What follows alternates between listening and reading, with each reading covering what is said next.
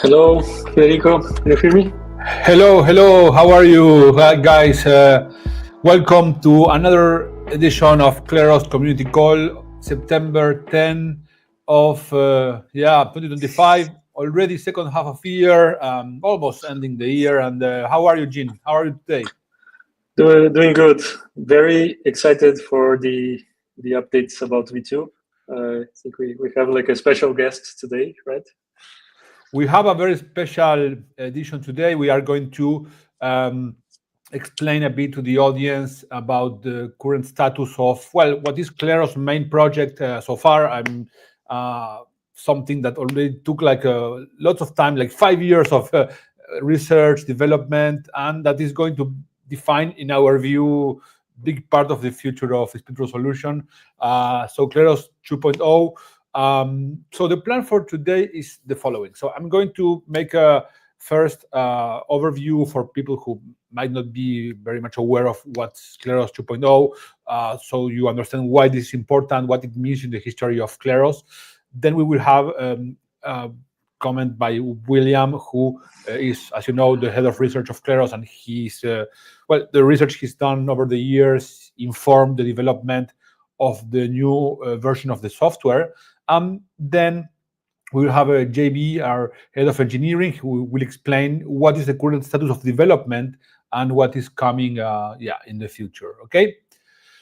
So welcome everyone. Yeah, and I will start with my presentation. So Kleros 2.0, which with this a bit pretentious, maybe if you want idea of scaling from 1,000, I would say like 2,000, because now Kleros has already resolved I think about 2,300 cases. So scaling from 2,300 cases to 1 billion.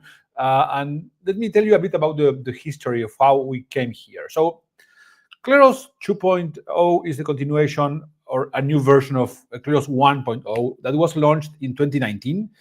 Before that, we had a previous version that was like an alpha version that we launched for an experiment we did called Deutschland Trial. And the 2019 release, which is the current one, brought a new smart contract and a bunch of improvement in the UX and UI. So this is the version that is currently online. And it is based, as you know, on the token, the PNK token that is used to be drawn as a juror in cases in Kleros. So if you want to be a juror, you need to buy the token, stake it into the court where you want to work. And all of the system is based on ideas from the research of this guy, Thomas Schelling, who developed this idea of Schelling points or focal points about how people reach a consensus in the context of when they cannot communicate with each other and they still need to reach a common ground, a consensus about some idea. In the case of Kleros, what is the right decision for disputes, okay? And the way in which the system is built is intended to have users who try to game the system by voting randomly or by becoming jurors in courts where they don't have the right expertise. So these people can try to break the system, but they will tend to lose money on average because of how the design of the mechanism is done. And people who, on the contrary, stake their tokens into the right court and they take their time to analyze cases and vote consistently, they will make money on average. Sometimes they might be on the wrong side, but on average they will be coherent with the court and they will tend to make money. So this is the way in which Kleros was structured from the very early days, and this is still how it works. But when we started resolving cases, so we had many questions from people. For example, typical question: can you choose people with XYZ skills to be jurors? People with experience in IP law, people with experience in consumer law, whatever. And also, can you make sure that each juror is only drawn once? In the sense that how can we make sure that no person has more than one vote in a court? And this was not possible.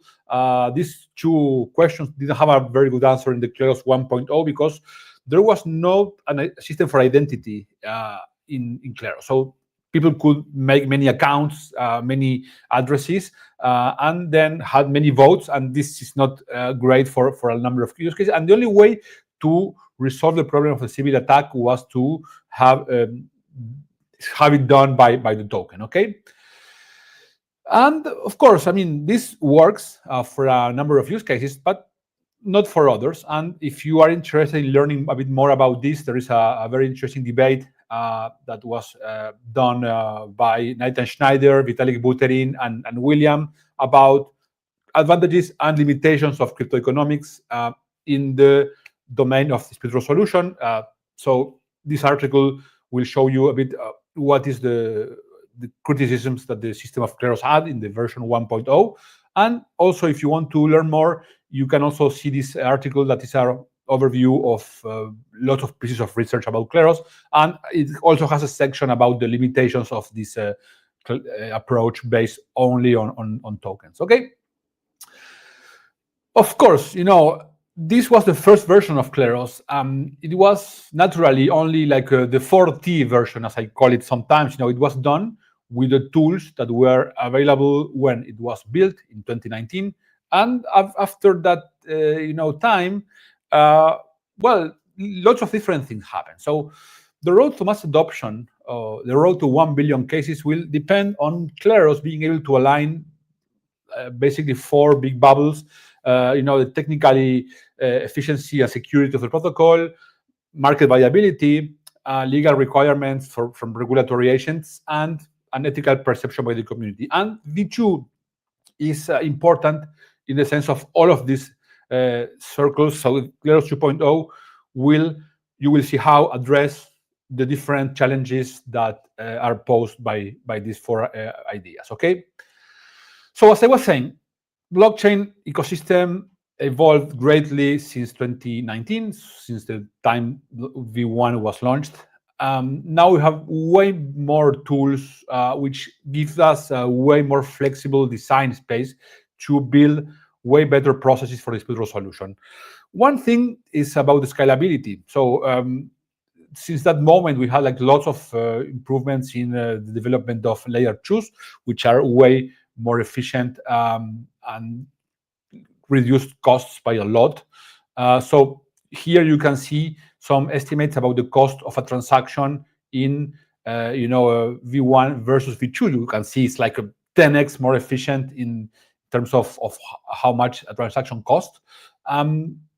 What this means in practice, so the version 1 was not very good for resolving like small value claims. You could not resolve really consumer disputes because one transaction could cost like dozens of dollars, and that didn't make too much sense for resolving disputes worth maybe $200, like Lemon, for example. So V2, since it's like built on a L2, it's an Arbitrum, so this brings a way more cheaper system, which is now able to address a way larger number of disputes, including those in consumer, small insurance claims, utility stuff. So it's a way more efficient and can address a way larger market segment. Okay.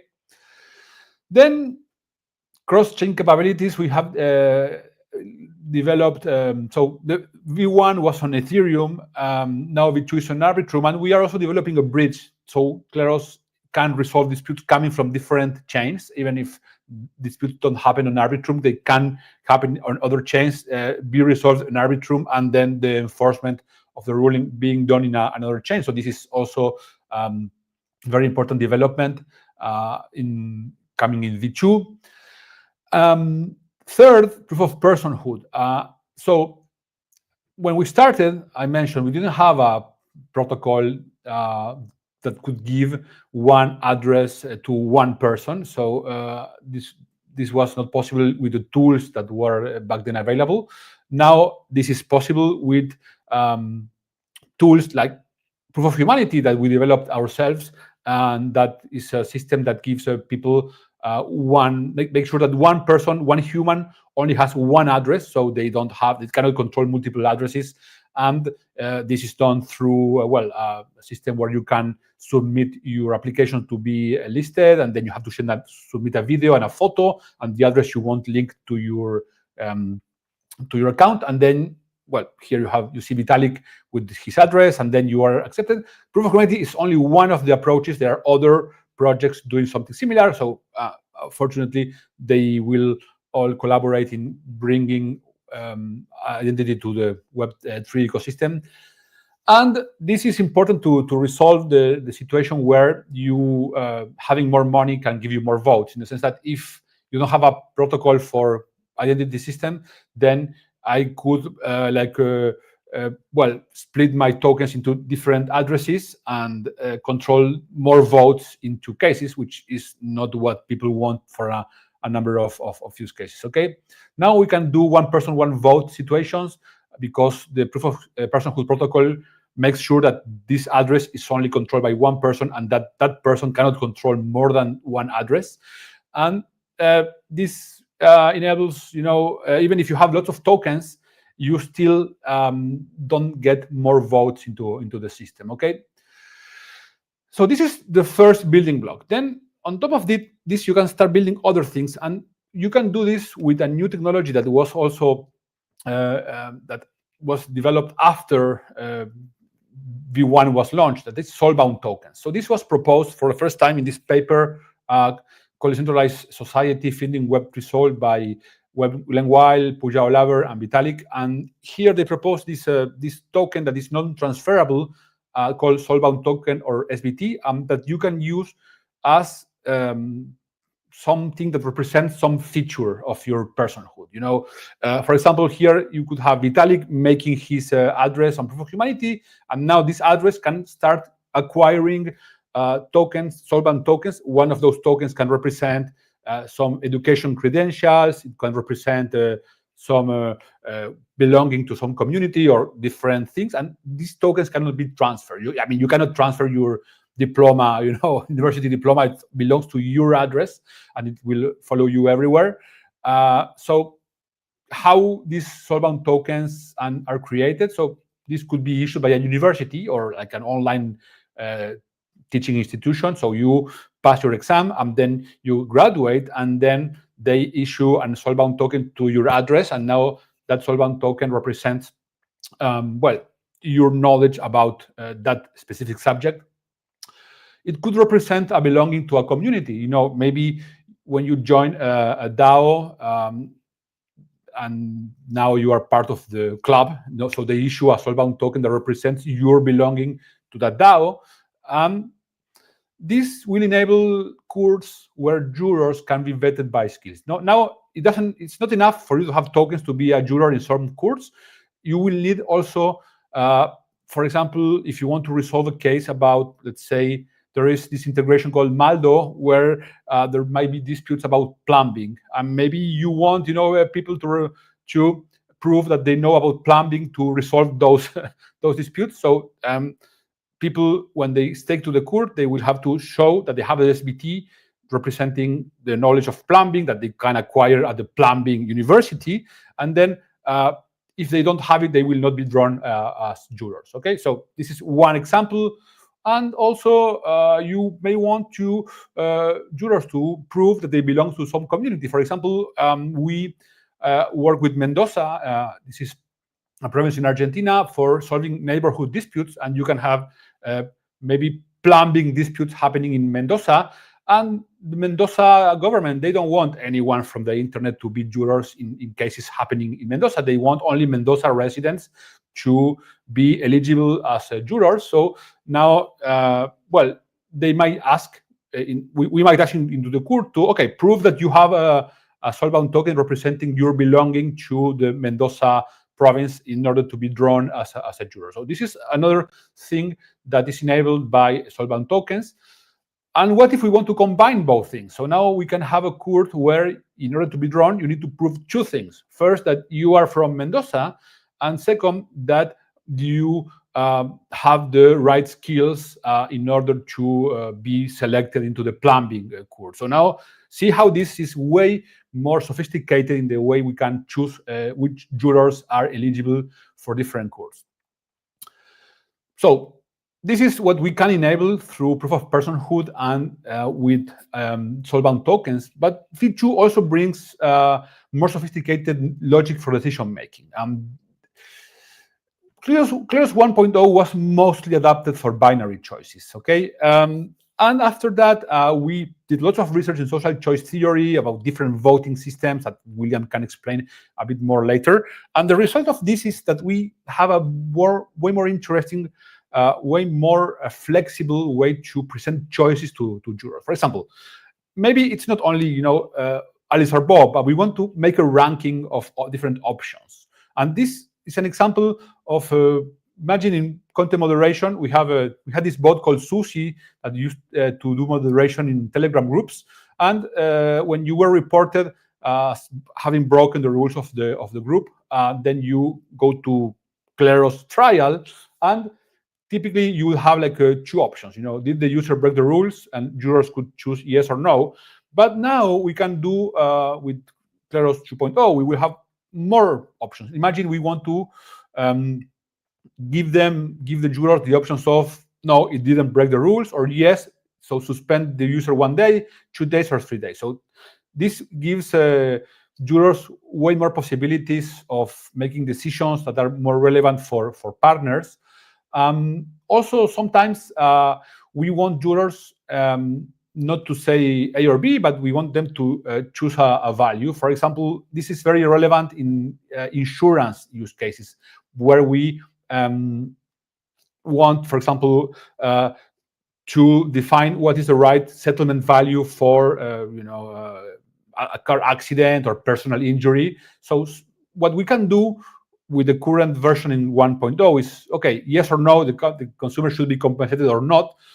With this new version of Kleros, we can ask jurors, okay, what is the right amount that the compensation should be, okay? And then there's going to be other sophistications, maybe coming a bit later, but a big question that we typically get asked is, okay, what if one of the parties also wants to be a juror? So in the current version of Kleros, there is not like a very sophisticated way of dealing with this. So parties can have a party, an address in which they are one of the parties, and then they can have another address that they control to be a juror in their own case. And this is not great in many use cases. Kleros has a way of dealing with this. There is an appeal system where if you try to distort the decision of the jury in your favor through different tactics, the case can be appealed, and at the end it will escalate, and then as there is a larger juror, this is going to be dilute your influence. But it's not the best way of doing it. So now you could have an accusation of a juror of misconduct, of doing some kind of whatever situation that is not allowed by the court, and this can be challenged by another one. And then you could choose what is the type of misconduct that you developed and you observe, and then after this challenge, this could go to a different Kleros trial. And if this juror is detected as misbehaving, they can receive like a negative soulbound token that represents that they misbehaved in the past, and this is like a punishment that could have different consequences on the juror. Okay. So in summary, this is a really, really big step, opening lots of new doors for the adoption of Kleros. We have now our 4T, and thanks to the new developments in material engineering, social choice theory, and different new engines, now we can build something more like this that is going to take us faster to where we want to go. So it took us like 5 years of development research because everything is very high level game theory, social choice theory. Nobody has done this before. So it's now cheaper. It's going to be more secure. It's going to be more flexible to address more use cases. If you want to have an overview of the different aspects of Kleros 2.0, I recommend that you take a look at the playlist of videos in this conference that we organized in April in King's College. And here you can see all of the different vectors of the mechanism design that we developed at Kleros, and you will see different authors explaining different elements that can be improved. If you want to see this playlist, you can just scan this code, and it will take you directly to the playlist. So we'll let you scan this while I have some matter first. So thank you guys for being in this historic moment. So Kleros 2.0 is going to be like a really big milestone for the life of the project. It will enable lots of new use cases. It will enable more possibilities of complying with regulations of different countries, of different jurisdictions, which will, unlock way more use cases for Kleros.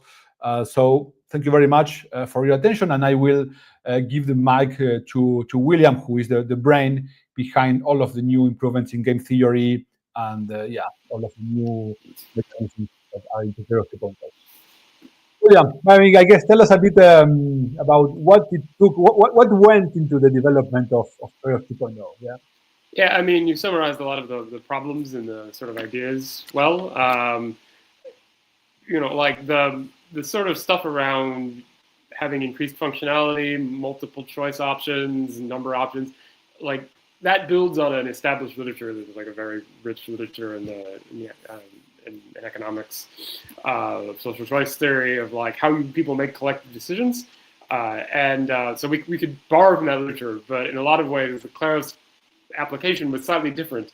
And that, okay, we have these, people are deciding between multiple choices, but they're not expressing their personal preferences about something. They're expressing what they think the true outcome to a question is.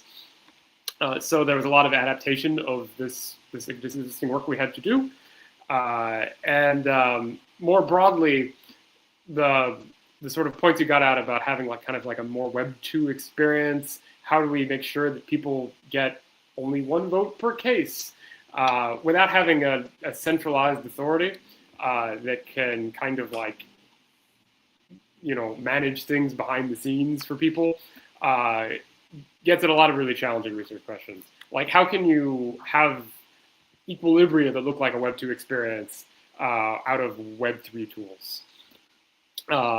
So like, I think the example of the shutter integration that we have, which is already a dispute kit, which has been developed and is launched on the beta version of V2, sort of gets at this question, like in a way that, is sort of summarizes how you get a Web 2 experience with Web 3 tools, and that like when people make shielded votes, how do we make sure that they can sort of just like reveal themselves at the appropriate time?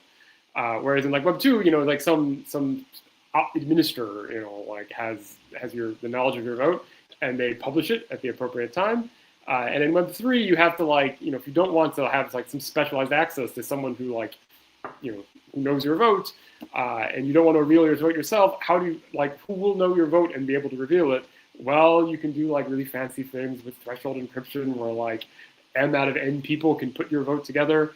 And we've, like in partnership with other projects, we're putting into place those tools to have that sort of more like, natural experience. And generally, in every one of these like steps, whenever we change the mechanism or we try to like add these new tools, we've had to think a lot about attack resistance. Blockchains and cryptocurrency are a very hostile world. And again, you don't have the centralized operator to sort of like ad hoc punish people for malicious behavior. So you really have to like program in like attack resistance to like 51% attacks, griefs, bribes, bank attacks, into the mechanisms themselves. All of this stuff about the new identity tools we have, so that people can only be drawn with one vote.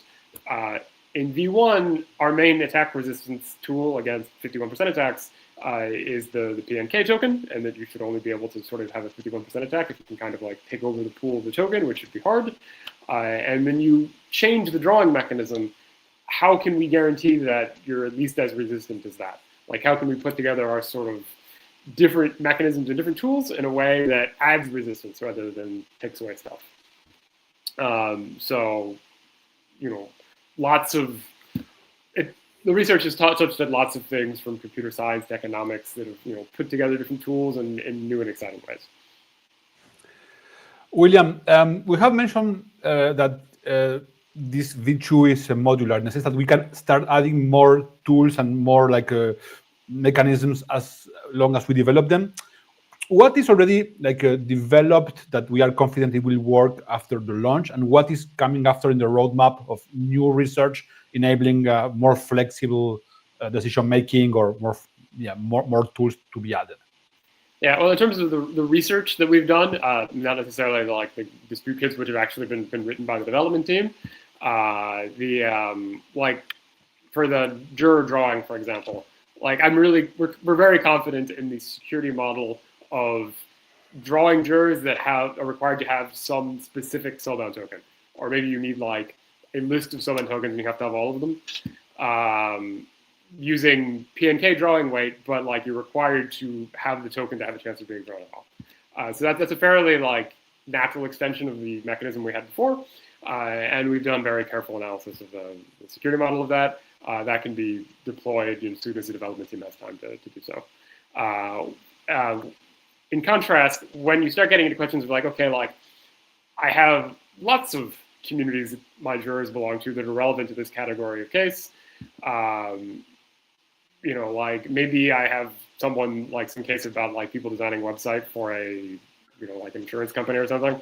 I don't know. And so you want like both website design skills and people that know stuff about, you know, the like subject matter. And how do you try to draw like diverse panels that will be able to like touch at the different expertise, and also like, again, kind of add the attack resistance, so that you should only be able to take over the panel of jurors if, you know, like you have a pool of people that not only has a lot of tokens, but also like has the right combination with soulbound tokens. That's something that there's still future research to be done before they're ready to be deployed. For the like voting aggregation incentive models, we have a voting system with an incentive model that we expect to be good for multiple choice votes.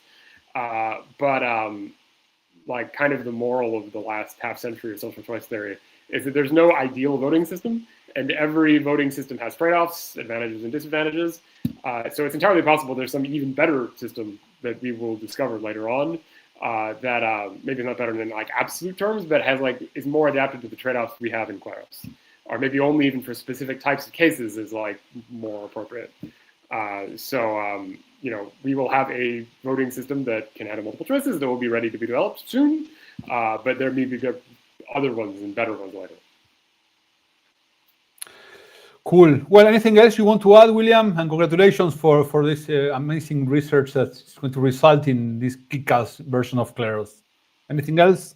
No, I think that summarizes it. I'm excited about, you know, this step.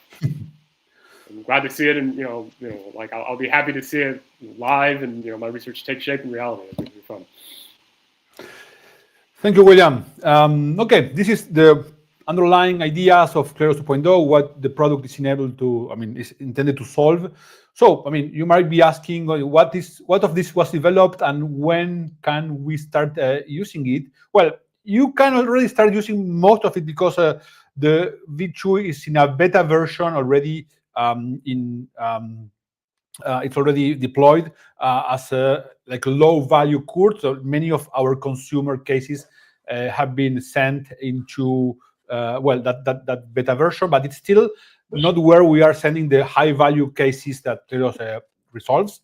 And what is coming in the future is finalizing small updates, user interface things, and a bit more of the final details, and then sending the smart contracts to Audit for deploying the final version of Kleros 2.0.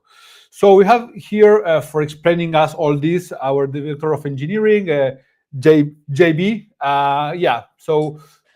Please, the mic is yours. So tell us a bit about V2, what was built, and what's coming. Yeah, hi everyone. So what was built, I'm really happy to say that we are really close to freezing the smart contracts after having iterated on them for years.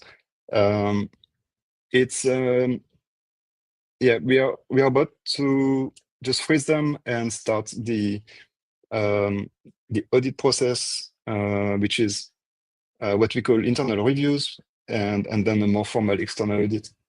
And it's been actually quite a journey. Like you said, we currently have the beta version, which is live. So we've launched the beta version in November last year. That was for DEF CON Bangkok, and we put it out there for the community to use with actual PMK, with a number of training wheels to make sure it was reasonably safe, because the contracts obviously were not audited. We're only just getting there, but we still wanted to put it in the hands of the community to experience what we've been working on for such a long time, and also get some feedback. And yeah, and we've been actually improving it both at the front end and contract level since the first deployment that was made last November. So a ton of UX improvements since then. I think the most notable things were the new dispute kits and the integration with Shutter. So we had the first dispute that was automatically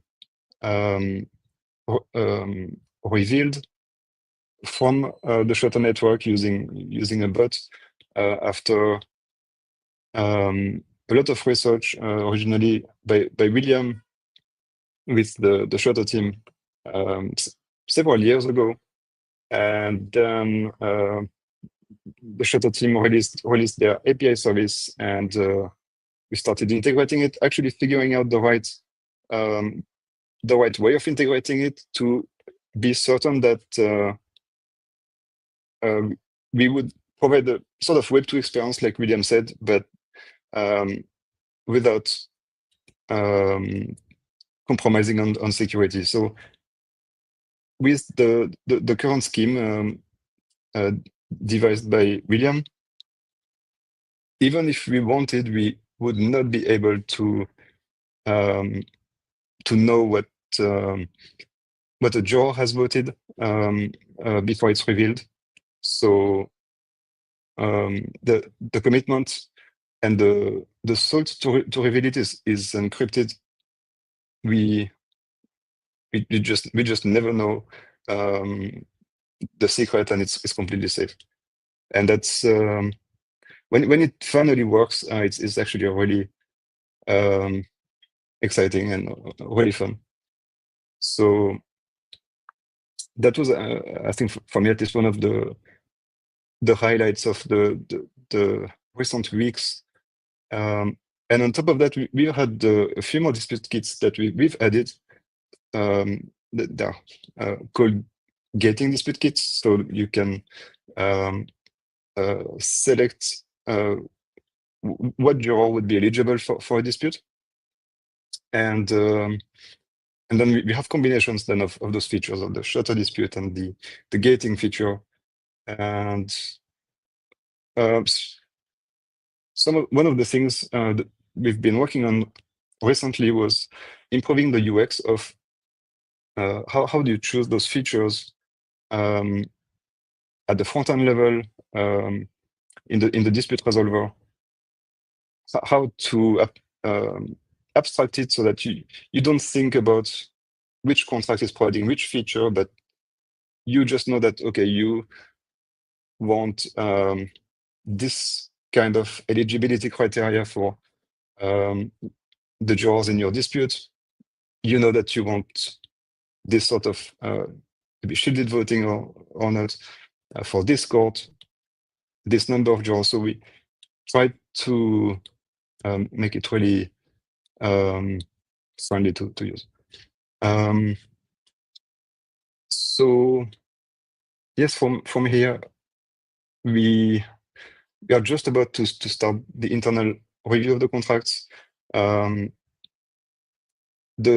the goal is very much to have okay, to take a step back, right now we are at V2, what we've called beta. Post audits we will be at V2 stable. Like we will probably just end up saying V2, but to distinguish it with beta, it's a V2 stable.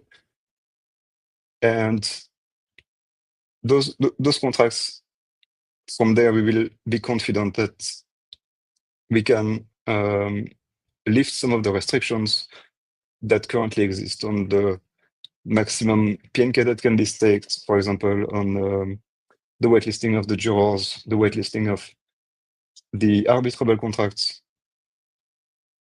And so we will be able to lift those fairly confidently post-audit, which should coincide with DevConnect, so mid-November.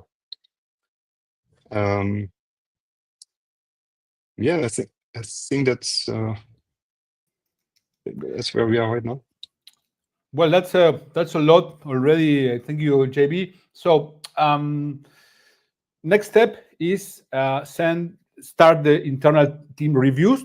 After these reviews are done and passed, how this goes to an external review? Explain a bit to people how this works.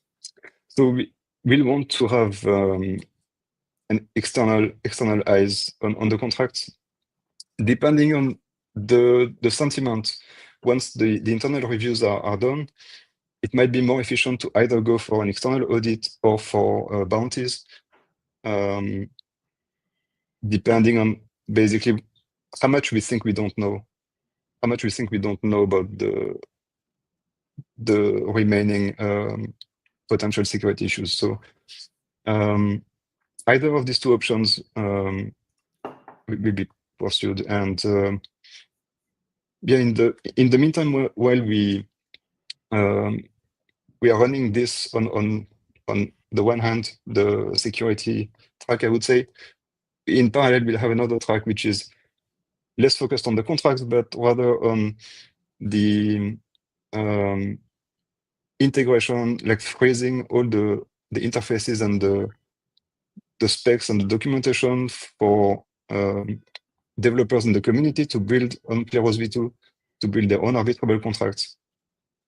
At the contract level, this is pretty clear right now, but there's also all the front-end side of things that is needed when you build an arbitrable application.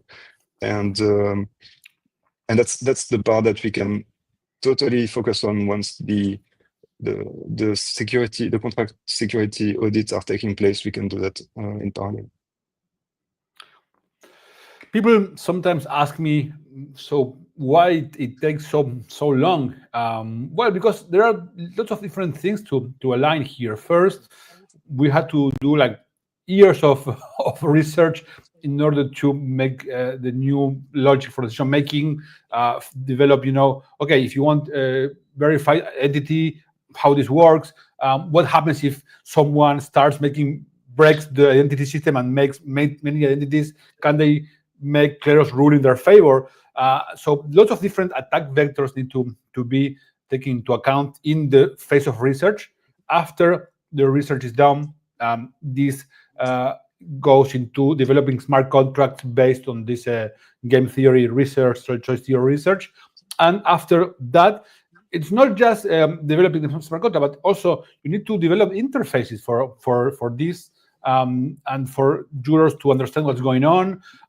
When you do blockchain, interfaces are not so easy in the sense that someone could attack your interface and inject malicious code in order to make you think you're voting yes, but in reality you were voting no. Absolutely. And this moves $40 million from one account to the other. That is there are lots of different things that need to be aligned in order to work. Let me also give you an example of why all this is really important. So we mentioned last week in the call about new regulation changes in Argentina that potentially could allow some Kleros core to be accepted as ombudsman for the consumer defender legal figure. So that is a great development in the regulation. But for Kleros to profit from that, it needs to be able to only draw jurors who are lawyers in a specific jurisdiction and who have a specific expertise. So this idea of if you have a token, you can just stake and be a juror, that means that it doesn't comply with the regulation. So this means that it's not legally binding. This means that there is way less of an incentive for companies to implement this figure and to use Kleros. So this is where you can see how complex is what we are trying to do, because here you have a legal requirement of how jurors need to be drawn in order to be acceptable as a binding decision. And then this poses constraint on the technical elements. So how can we make sure that jurors are chosen in the right way and only those who comply with this requirement? So this is, this four bubble, framework is really important, and V2 is enabling Kleros to comply with it and will greatly open a new use cases. So good job, JB, on that spectacular work on implementation. It obviously takes a lot of time because it's really complex. Do you have anything else you want to mention about what's coming? Or V2? Not at this stage. I'll happy to give another update in a couple of weeks. Awesome. Thank you, JB. So next in line is Fortunato, who is in charge of our curation products. Yeah, Fortunato, you have a new haircut? No. No, it's the same. It's soon, not so far from now. It was my. Go ahead. It's the white aura around me that gives me a different look. Anyway, thank you, Federico. For the Curate updates, today we started distributing rewards for contributing to Scout registries.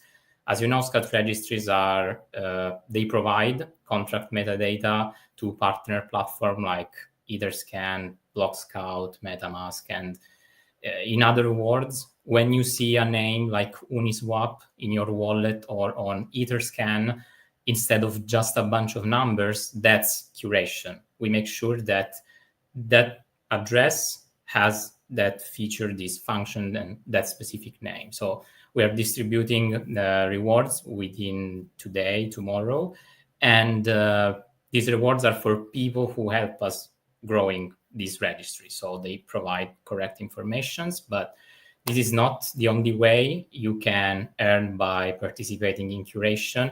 You can also contribute by verifying who is trying to register this information.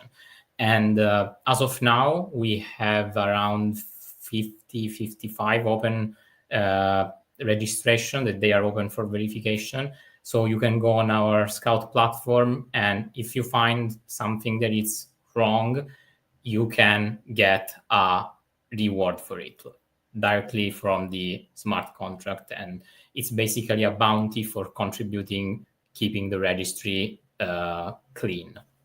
So this is what we have in live, but keep in mind that while we are deeply engaged in Web3 use cases, like I just said, with contract metadata in DeFi, as Juan explained the past week, or also in prediction markets, we are seeing a growing interest from real world cases, because the principle of curation is quite simple. You need an item to be verified, and through curation, the process is very simple, and I would say also convenient from all the parts. It's convenient from who check the registry because they earn from it.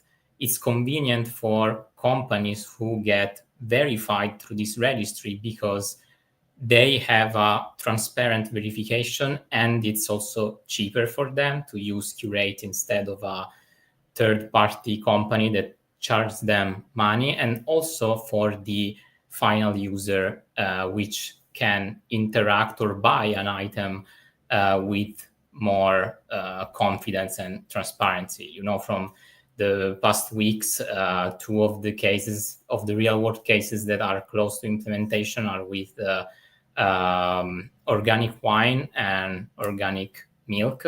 So you have to give you a proper example. If you are a company that is producing milk, you need to pay very high fees in order to get your milk certified that it's organic, and you have no other choices. And at the same time, right now, as a customer, you need to trust the verifier. You don't have access to how they are checking that product, in this case milk, is organic. You just have to trust the brand.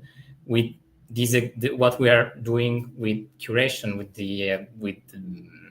these real world cases, is that in this way, when you will buy your liter, your gallon of milk, you can see how it was verified. So you probably will choose that product over another one that you don't know how it was verified. And also for the farmer who is carrying the verification, they will get the same type of certification, organic milk, but at a way lower price. So yeah, these are the two examples that are more known that we brought in the last weeks, but in parallel, we are also working with other real world cases that hopefully we will disclose quite soon. Thank you, Fortunato.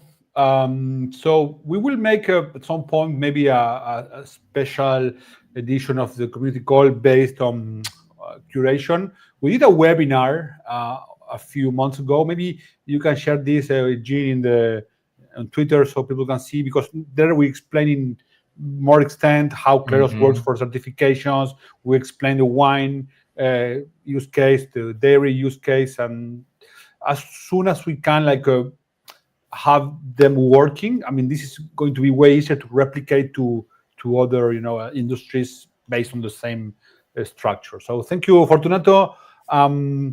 Let's go now to business development. I think we have Marcos and the enterprise applications. Are you there, Marcos? Hello, Marcos. Yeah. Hey, how are you? Good afternoon. Well, yes, from the enterprise side, we have some updates. In first place, well, as Federico already mentioned, a few weeks ago, we received a really important news. That is that the Consumer Defense Department published a new figure that allows Kleros, opens a lot of doors to Kleros. This is the ombudsman thing that Federico was mentioning. The thing is that now we need companies to integrate Kleros with this ombudsman. So for the last week, we have been in touch with a few companies that might be interested in this option, this possibility. Besides that, well, we are looking for an intern that is going to help us with everything that is related to Kleros Enterprise. In first place, with the anonymization of the information, then with all the manual processes related to Kleros Enterprise. So if someone listening here is interested in applying or knows someone that could have this profile, we are waiting for more applications. Third thing, it's the enterprise interface. The interface was updated.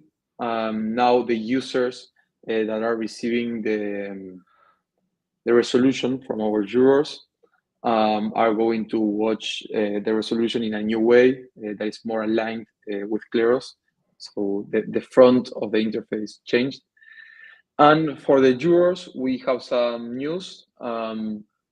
Today, we created a new case about Junin. I think it was created a few years ago. And then we have a new lemon case in here. So if you're juror, a Kleros Enterprise juror, and you stake in our court, pay attention because new cases are on the way. And besides that, well, we have a call with a possible customer, and weekly messages with leads and customers. Those are the most important updates from Kleros Enterprise. Thank you, Marcos. Also, you might have seen that we presented Mirrorfall, which is an app we developed in the context of a research we are doing currently about the use of Kleros AI and particularly the use of these tools into IP disputes. So there's tons of disputes happening in the world of IP. Many of those are related to copyright infringement, trademark infringement, things like that. This is something we have been researching for a while, and I think that this tool is quite interesting to see how you can use a combination of agents to review do a first review of a potential infringement report, and then send the case to a human panel to make an assessment, a more thorough assessment in case it's needed. And this is what it's going to look like. The dispute system design of the future is going to look like like a sequence of a combination also of AI and humans. We are writing actually a book chapter that we were invited by Walter Kluwer about decentralized justice and AI. I'm writing about this with William and with Rob Dean. So it's going really well. You will take a look at that. Maybe you can show a bit here the image. You can see Mirrorfall. You can put two images, and then the original one, and then the one you think is infringing, and then you have the AIs study the cases and say, okay, there is like a 9% similarity. It also gives you like a different categories similar. So this is more or less what it's going to look like. Much of the IP dispute resolution in the future, especially happening in online contexts like digital platforms, like video platforms, and basically the places where information and knowledge travels these days. So this is what the economy is and society. So this is where dispute resolution needs to go as well.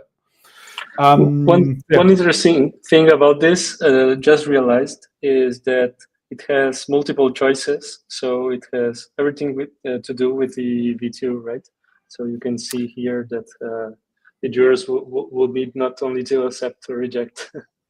I know sometimes it looks like we have no idea what we're doing, but there is like a master plan here about why things need to align in some way in order to be technically secure, market relevant, legally valid, and ethically, also valid. So there is like we have a bit more of idea of what it sometimes looks like. Okay, Jean, do you want to give your community update? Yes. Well, I think the main thing that we have is that the APY for staking for the juror incentive program is now around 38% or 37%. So it's worth the staking. Like, please, if you have KNK, do not let it unstaked, because you help secure the court because that's more economic security, and you also get the rewards that are pretty high or pretty good, decent. And so in short, you do not get diluted, and you can also get cases. Right now, I think the most active court is the curation court on Gnosis chain. There are the cases coming from the Kleros Scout registries, and also cases coming from verification of market zones here, and maybe a couple of others. But this court is pretty active. Also, if you already were a juror on V1 or had a proof of humanity profile, you can stake on proof of humanity or on Kleros V2 beta. and there are cases on this Corte of Disputas de Consumo y Vecindad. So this consumer claims court, basically, and there are also every week there are 4 or 5 cases. So it's also a pretty good way of testing Kleros V2 and giving us feedback, because that's valuable. And one more thing that maybe I don't remember if Fortunato mentioned, but we also have the Kleros Scout V2 interface that is looking a lot better than the current one, that is pretty already functional.